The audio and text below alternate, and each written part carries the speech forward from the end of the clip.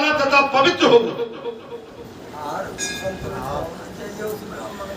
जो भैया कुछ कथा समझ में आ रही है कि ना?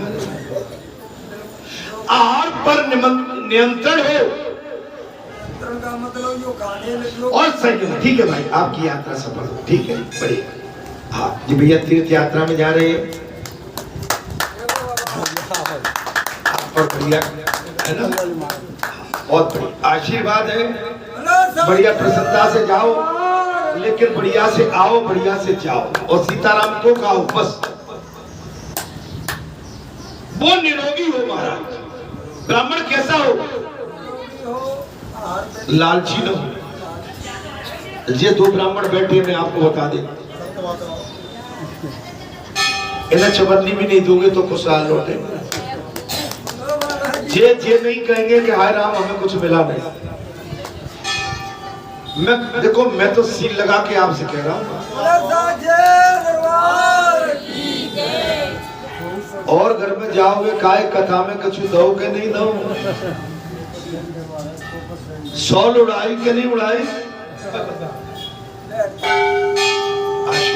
100 उड़ाई के नहीं उड़ाई। दक्षिणा कितनी पंडिता नहीं पहले ही आ जाती है। कितनों पंडित जी गए महाराज, आके जी लौट गए, झोला पहले खोलते।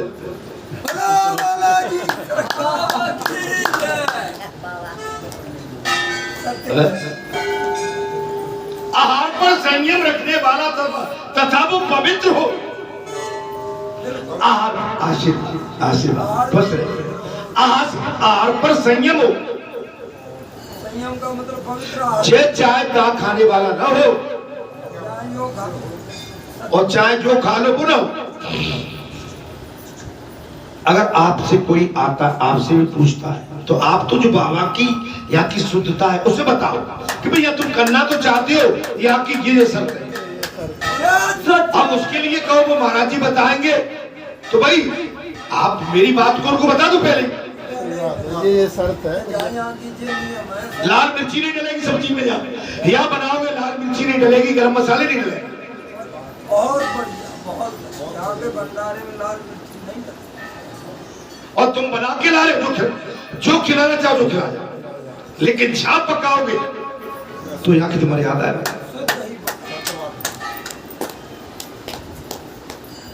आहार पर संयम रखने वाले तथा पवित्र हो। आहार पर संयम रखने वाला ब्राह्मण हो एवं पवित्र हो। ऐसे ब्राह्मण श्राद्ध के योग बताए गए हैं। ऐसे ब्राह्मण श्राद्ध के योग बताए गए जो किसी अंग से हीन हो, या जिनका कोई अंग अधिक हो, जो सर्वभक्षी हो, निकाले गए हो, जिनके दांत काले हो गए। कथा ध्यान से सुन लो, कान खोल के।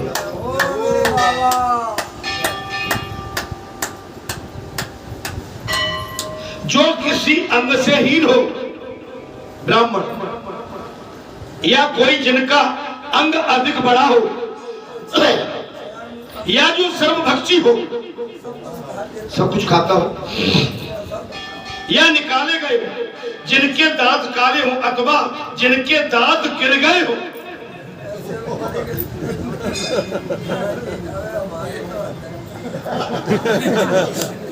ये तो चिंता मत करो, हम तो देख लेंगे अंदर के नहीं। काय भाई जी मानो, अब तो दांत पांच कह दी, बताओ दांत जो वेद बेचने वाले ना, जो वेद बेचने वाले ना, काय भाई बात आई के नहीं? अच्छा, बुरा तो लगता होगा जब मैं कहता हूँ। अब मैं इस किताब को बोलूं कि न बोलूं? ब्राह्मण वेद को बेचने वाला ना हो, और यज्ञ वेदी को नष्ट करने वाला ना हो, जिनमें वेद शास्त्रों का ज्ञान हो,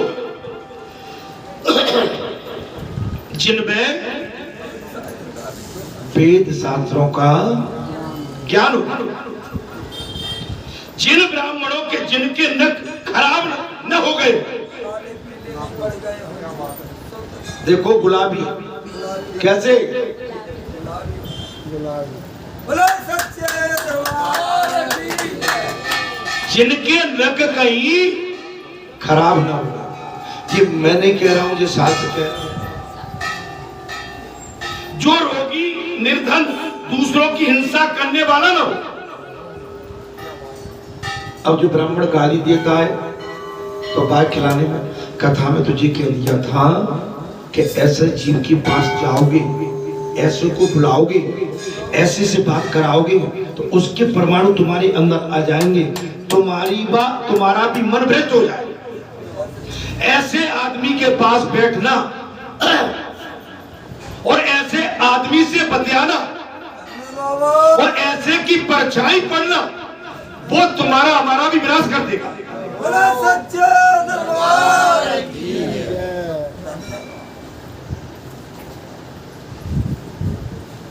जो तामसी है ना, जैसे हम तो बोल तो अच्छे रहे, काय बेटा क्या कर रहा हो, हम जो है कि जी हमारे प्रति अच्छा मन रखेगा जी, हमारी बस्ती में क्षेत्र में प्रशंसा करेगा कि दादा बाबा तो बोले बहुत अच्छी बात है। नहीं, जो राक्षस वृत्ति का होता है, देखिए अश्वत्थामा ने पांचों पांडवों के पांचों पुत्र का वध कर दिया महाराज, किया महाराज, और ये छोड़ के फिर भी नहीं मारा, और छोड़ दिया महाराज तो भी नहीं मारा।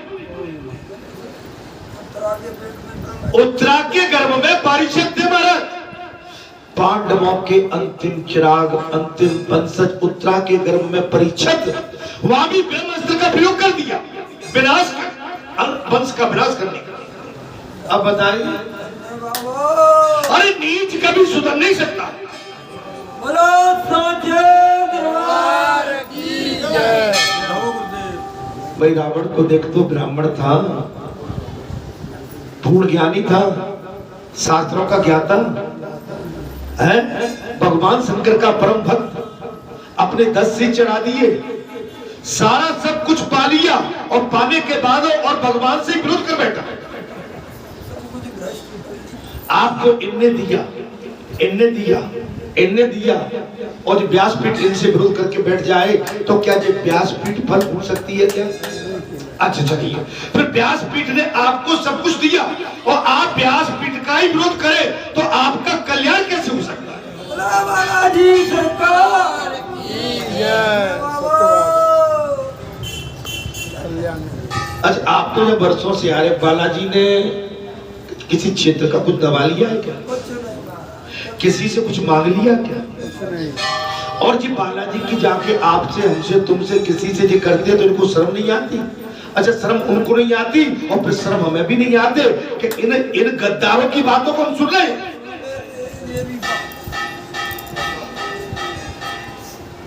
माने ये बालाजी से तो माने दूर है, ये तुम्हारा मनोर खराब कर रहे हैं।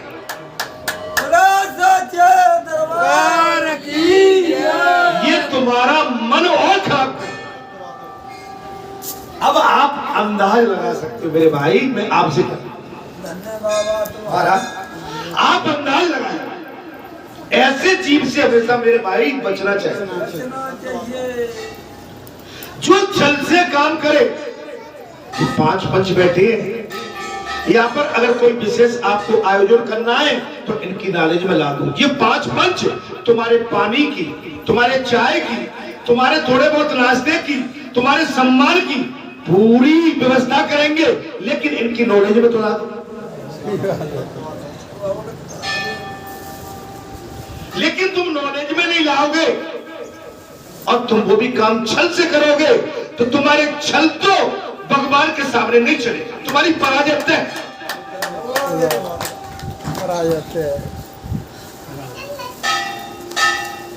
दिया हुआ दान वापस नहीं लिया जाता, चढ़ाया हुआ धन अपनी जेब में दोबारा नहीं रखा जाता। जैसे प्राप्त हुआ हुआ जल और ग्रहण किया हुआ भोजन हम वापस नहीं कर सकते। आपकी वाणी से निकली हुई बात वापस फिर नहीं हो सकती। हमेशा ये तो क्या, हमने इनसे कुछ कहा तो हमने मुझसे तो वो एक पड़े सो बोले कि आप नहीं कहा भाई ये बात चली गई भाई ये बात चलती क्यों है? अब भाई यहाँ ब्राह्मण 50 ब्राह्मण तो नहीं है, यहाँ तो कुछ ब्राह्मण भी रहेंगे और ब्राह्मण कहीं दिशा मैदान अपने लवसरका को गया तो जो कह भैया तुम खड़े रहना मैं आ रहा हूँ, नहीं बताओ तो ये तो सब जगह होता है। एक मंदिर पे 50 ब्राह्मण तो नहीं रहते, मुख्य पुजारी एक एक दो रहते हैं। तो एक एक दो पुजारी के बीच में अगर कोई 2 4 5 आदमी खड़े हुए हैं तो बेचारा अब पुजारी को कहीं लवसरका आ गई पानी भी पीना है तो पुजारी कहेगा भैया ए भैया मुन्नालाल इधर आना बेटा 5 मिनट को खड़े हो जाओ मैं जरा पानी पी के आ रहा हूँ। इतने में क्या हो गया तो भैया और फिर हमने तो कह दी कि चलो ज्यादा ही शौक है तो तुम्हें दे देती 50 बार। अरे उससे तो यहाँ और रोज का जाओ पर बच्चा होगा, तुम्हारी आय भी कम हो जाएगी, तुम्हारी निजी आय जो है ना कहे भैया कैसी कही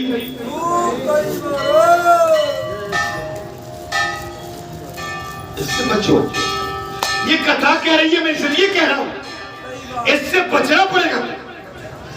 इस चीज से एक बात और बताते महाराज, जब दाव लग जाता है ना तो उसका दाग बड़ी देर में छूटता है।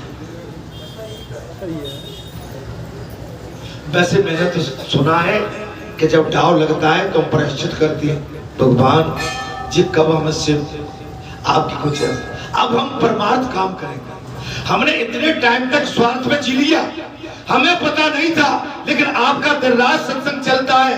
अब सत्संग से आपकी कथा से हमारे कान खुल गए, अब हम परमार्थ जीना चाहते हैं।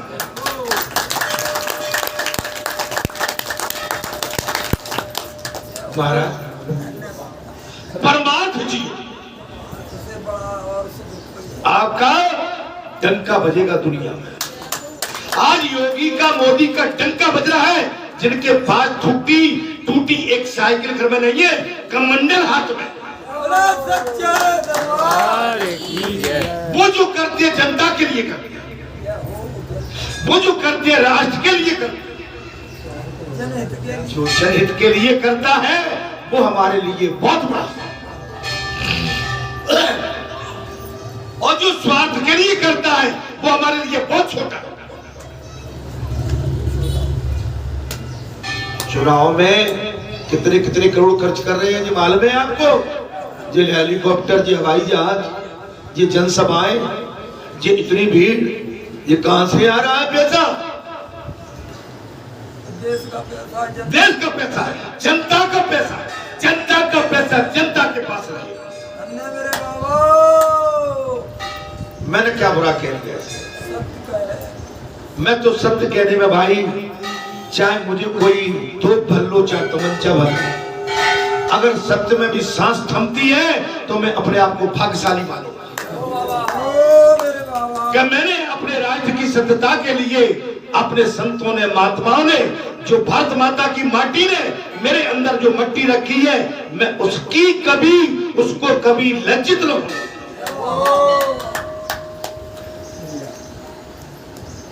क्यों गुरुजी महाराज कैसी कही? महाराज साफ कह दिया, जो अंगों से हीन न हो, जिनका कोई अंग अधिक न हो महाराज, जिनके नख खराब हो गए, जो रोगी निर्धन, दूसरों को हिंसा करने वाले और दूसरे लोगों पर लांछन लगाने वाले। सुन लो महाराज, सुन लो, मैंने आपको इनको कभी बुरा नहीं कहा। मैंने ये कहा है कि मेरा मन उनसे नहीं मिलता है। इसमें मेरा क्या कहना है? मेरा मन नहीं, मैं तो वो मॉम हूं, मैं तो वो घी की बाती हूं कि तुमको देख के मैं पिघल जाता।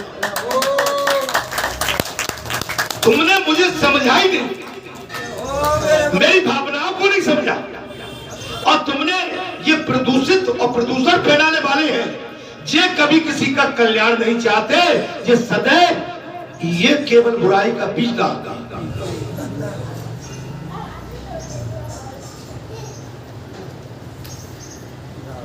अच्छा हम यहाँ जी बताइए, कथा करने के लिए बैठे हैं, भगवान के भजन के लिए, आप काय के लिए आते हो? ये पुजारी काय के लिए आते हो? अब इसमें हमें संसार से क्या लेना देना?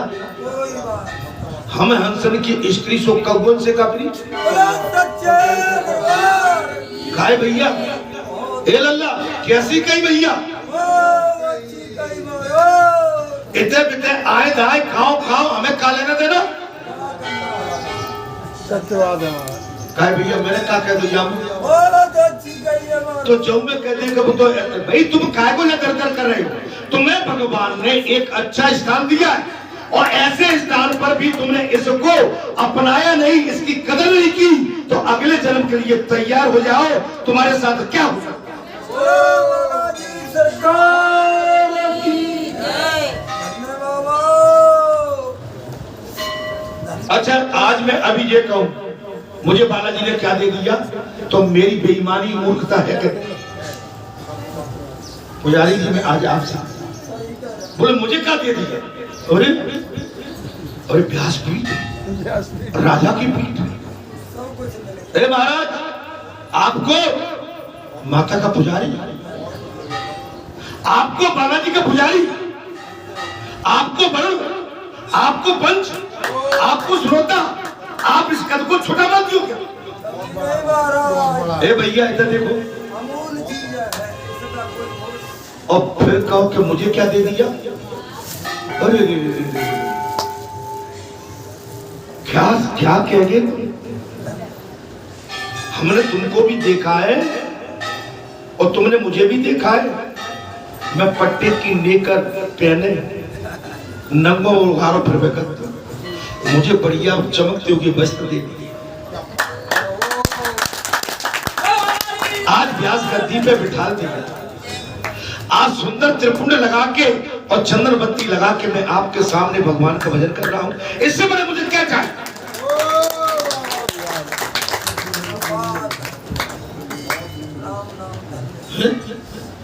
अरे तुम बोलने से पहले सोचो कि तुम क्या बोल जाते। तो भैया जामल लिखी नाने मेरे भीतर बहुत कुछ लिखो हमारा। साचे दरबार आज आपको बड़ो बनाया है, ये सब आपका सम्मान करते हैं। अब उसके बाद कहो कि बालाजी ने हमें क्या दे दिया? ओ सब कुछ आप क्या बोल गए? बोलने से पहले आपने सोचा नहीं कि बोलेंगे? अरे बालाजी ने तो तुम्हें वो दे दिया जो तुमको कभी मिल नहीं सकता था। अपने भाग्य को सराहो। कभी मिल नहीं सकता। सही बात। जीवन में नहीं। जय हो आज जहाँ भी जाते हो बालाजी के महाराज जी आगे, बालाजी के पुजारी है, पुजारी आज पुजारी का कछु नहीं। अरे ले पुजारी एक चंद्रा तो उड़ी जाओ आयो तो एक बात बता। सही बात है। अरे भाई पुजारी ये इनने सामान ले लिया और इसे कुछ मत लो, ले जाओ तो पुजारी। अच्छा मुझे तो तुम्हारा सब पता है। जय हो मैं एक बात बता रहा हूँ, सत्य का आदमी भावना सद्भावना अरे भाई इतना छोटा सोच। अरे राम राम, आपको मलाई मक्खन संजीवनी मान सम्मान आपका कद पद भगवान ने तोल के रखा।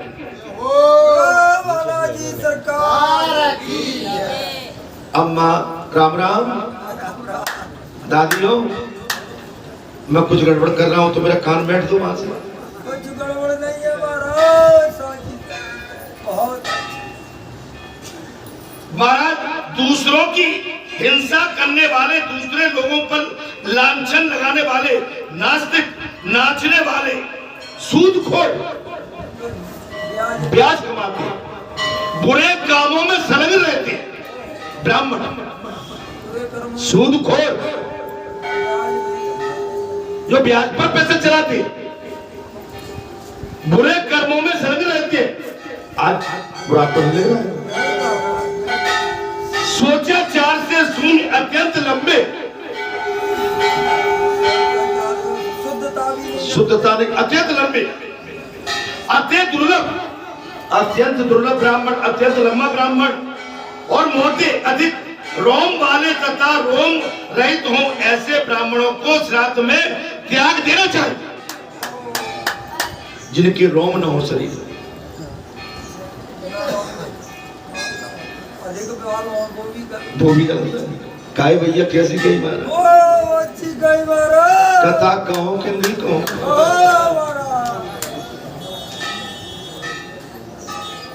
फंसे रहे हम, अच्छे फंसे रहे। अरे कथा तो तौल की कहती है। बोलो साचे दरबार। बहुत मोटे न हो, अधिक रोम वाले तथा रोम रहित हो ऐसे ब्राह्मणों को श्राद्ध में त्याग देना चाहिए। भैया कथा भागवत कथा का। अच्छा, हमने सोचा कर भागवत कथा लेके आए हो कोई भाई? महाराज जी मौका हमें कराएंगे। आप कैसे मुखारवा से निकल रही है तो भूख आप होंगे। और क्या बात भैया, अब तो निकल गई तो निकल गई। जोड़ी में ले लो, जोड़ी में ले लो। आशीर्वाद महाराज आशीर्वाद है वो तो वो काम होगा होगा। बोल बाबा बोला तेरी बम ओ हम क्या बोले। अब बाबा तो भैया जब ठोका की बात कह देता है तुम्हारा। हाँ बिल्कुल बिल्कुल। कब से रामायण? आज से कल से? आज ही बैठा रहे हैं कद्दुल ठीक है। शुभकामनाएं भाई, आपकी रामायण संपूर्ण हो। जय हो महाराज। आपका संदेश तो आ रहा था मेरे पास कई दिनों से, लेकिन पता नहीं हमने कि शायद आगे पीछे तो नहीं कर दी होगी। चलिए बढ़िया भाई। राम कथा सुंदर कर तारी, संशय विहग उड़ावन हारी। राम कथा कल बिटप कुठारी, सादर सुनो गिरिराज कुमारी। राम कथा सस किरण समाना, संत चकुर करे जय पाना। ऐसे संशय कीन भवानी, महादेव तब कहा। देवी भगवान की कथा को प्रेम से सुने। भगवान शंकर ने साफ कह दिया इसमें किंतु परंतु के लिए राम कथा में कोई स्थान नहीं। यहाँ पर कथा में भी महाराज साफ आ गया कि ब्राह्मण कैसा होना चाहिए। क्या ब्राह्मण कैसा होना चाहिए? ये कथा चलिए सुन लो। त्यागी, लहरा ब्राह्मण न हो, वेद नहीं बेचता हो। ये किताब के क्षमा करना भाई, मैं कोई निंदा नहीं कर रहा। लंबे ब्राह्मण न हो, अति दुर्लभ ब्राह्मण न हो, ब्राह्मण मोटे न हो, अधिक रोम वाले न हो तथा रोम रहित हो ऐसे ब्राह्मणों को श्राद्ध में त्याग दे। मैं अलग से नहीं कह रहा हूं, मैं देख के कथा कह रहा हूं। आप चाहो तो इसकी फोटो कॉपी करा के उसको बंटवा सकते हैं। जो पितरों का महाराज, जो पितरों का गौरव रखना चाहे उसे ऐसा अवश्य करना चाहिए। अपने पितरों को संतुष्ट करना है तो मैंने तुम्हें आज 2 ब्राह्मण बता देता हूँ। तुम्हें नौता करना है, ये 2 ब्राह्मण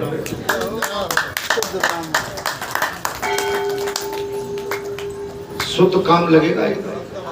16.25 आना 24 कैरेट होता है ना, वो ऊपर का कैरेट लगेगा। मैं ज्यादा और तो ब्राह्मण मेरे लिए सभी पूजनीय है, लेकिन अभी तो मेरी दृष्टि के सामने तो बैठे हो। जो पराई स्त्री में आसक्त न हो, कथा सुनो भाई। जो पराई स्त्री में आसक्त न हो, शूद्र जाति स्त्री से संपर्क रखने वाला न हो।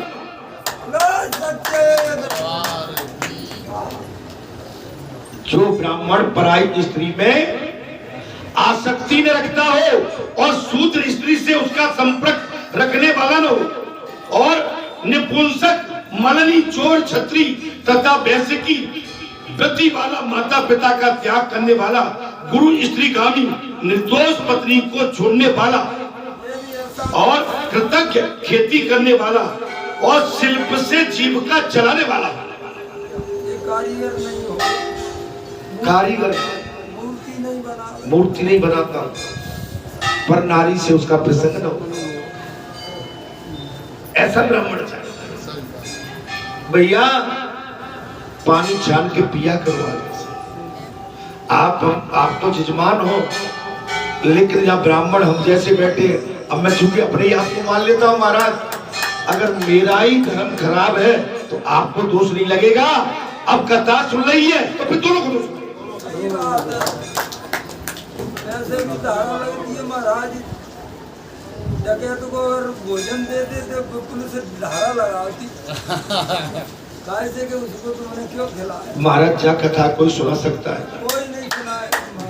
अगर कई भाई ब्राह्मण देवता के सामने आ गई तो ब्राह्मण कहेगा मर जाऊं, क्या करूंगा, क्या करता बोलू करेगा। बोल ही ना सकता, बोल ही ना सकता। सही बात है। यहाँ तो पोल खोल रहा है। पवित्र सुंदर एकांत गृह में, जिसमें दक्षिण दिशा में भूमि कुछ नीची हो जाए, जहाँ पानी क्रूर में मनुष्य की दृष्टि न पड़े, श्राद्ध करना चाहिए।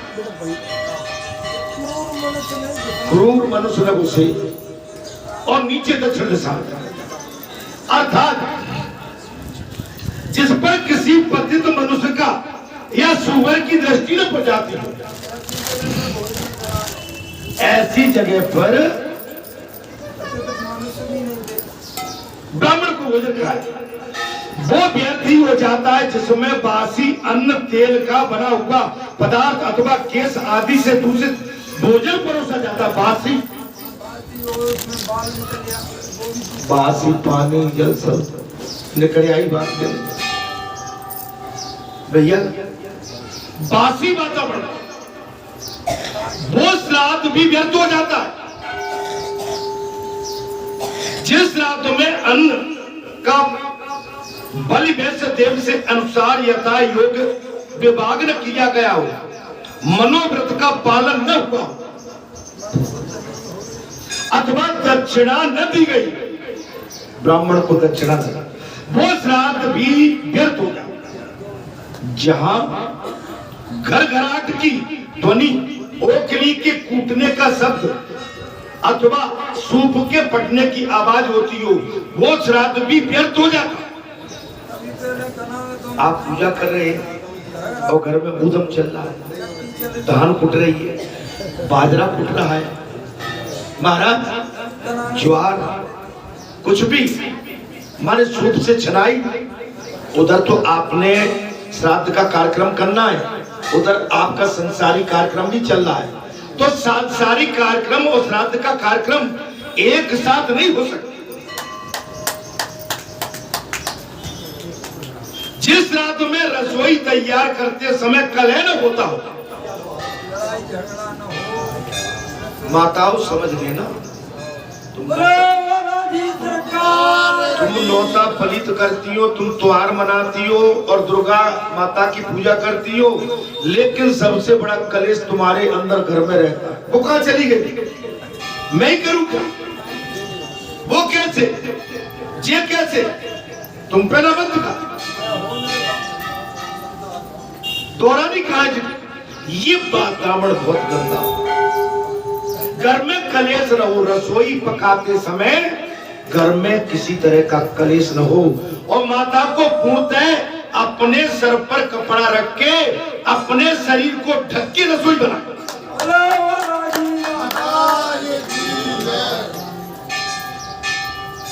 आज इतने कपड़े छोटे हो गए हैं कि सोचो बहुत कर ये पीड़ा देती। आज मैं प्रातः काल जब यहाँ से माता की आरती को जा रहा था, एक बहन बेटी सर पे तो डाली थी, लेकिन पीछे से मुझे लग रहा था कि बहुत कुछ अच्छा निकला, और जब मेरे आगे मुझे रुकना पड़ा। माने आपको इतना नहीं है कि आप किसी मर्यादा के स्थान पर, भगवान के स्थान पर, देव स्थान पर, किसी समाज में आप आए हो। अरे आप अपने घर में कैसे रहते हो हमें लेना देना नहीं है। अरे संसार में आए हो तो समाज में जब आए हो तो मर्यादा के साथ आओ।